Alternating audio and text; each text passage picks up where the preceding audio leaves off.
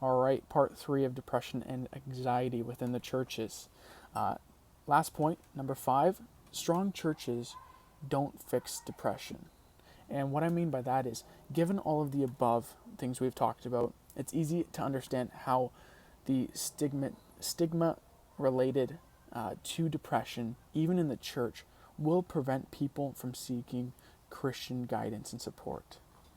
We have so many people coming in our doors and sitting there, and us not knowing what they're going through and the fear they have in their eyes and the thoughts they have in their head because they're scared, and there's a stigma related to depression, and it's severe in our churches. Okay, the most Christ loving and helpful community might not have the appropriate framework for dealing with such clinical disorders, it seems like.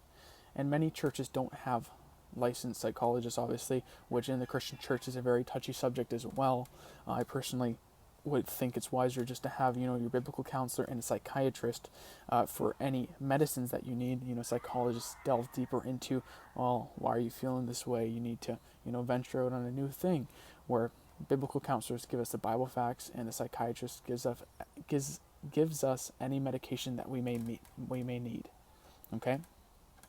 Now, pastoral staff in our churches can be ill-equipped in these ways as well, in caring for people with depression. And that's why we need to really, get out to the churches, the understanding that, people suffering may need, medical help. And it's a very touchy area because, again, most churches that I know of, and I talk to people about within my theology classes, they all seem to think that it's a spiritual battle, and you need to just focus on God more, which sometimes is a very, very strong reason why people are feeling oppressed.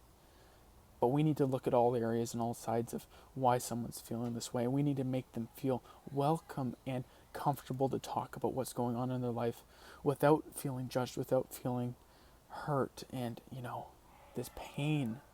Okay, it can save a lot of lives that aren't being saved by the way we're doing things.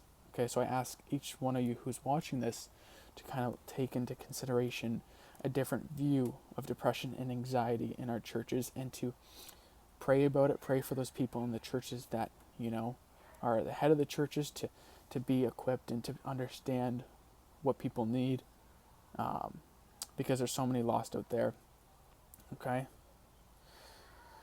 Now, most churches probably have the best intentions when dealing with issues of mental illness, like the rest of society. However, again, the church may misinterpret these clinical conditions and respond to them in ways that just make them worse in a sense. Okay, and as a result, it just starts to demoralize those suffering.